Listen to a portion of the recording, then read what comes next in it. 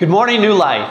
I am super excited about 2018. We are about to enter one of the most powerful, dynamic, compelling seasons of the year. It's our season of fasting and prayer.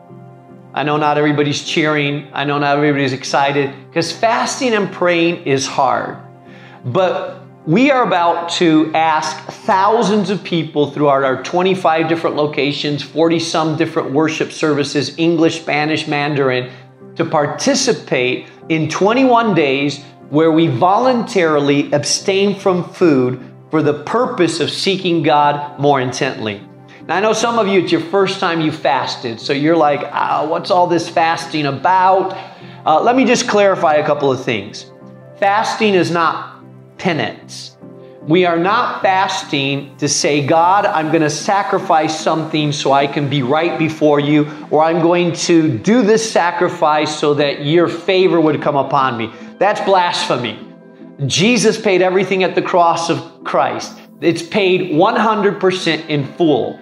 We are fasting so that our physical hunger can remind us of our spiritual intent. That's why we fast. We fast so that we cannot be distracted by food and other things, and that our physical body will remind us how much we need God. That's why we fast. And so you'll find fasting in the Old Testament, you'll find fasting in the New Testament. Our very first all-church fast was in 1995. We asked a whole bunch of people to fast for 40 days. It was brutal. Out of that season of fasting and prayer came our vision to reach 1% of the city of Chicago. And right after that, we started multiplying our campuses. It was fasting and prayer that drove us to our vision. Now, as you prepare for your season of fasting and prayer, corporately, we're believing God together for some things. We're praying that God would give us the power, the ability, the strength to plant 25 more New Life congregations in Chicagoland by 2020. It's going to require a miracle of God. We're also praying for 3 international churches in other countries. We've planted 7. We're praying for 3 more. At a personal level, you may need to fast and pray for your marriage. Maybe it's your finances that need a breakthrough.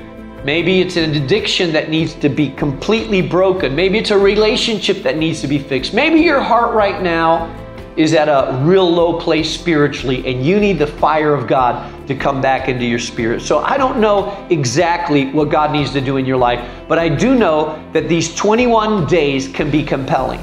The other thing I want to say, it's not just about abstaining from food. It's about taking time to seek after God. If you're abstaining from food but you're not praying, you're just on a diet. So I want to make sure that we're clear that when we engage in fasting and prayer, there's some sort of abstinence from food.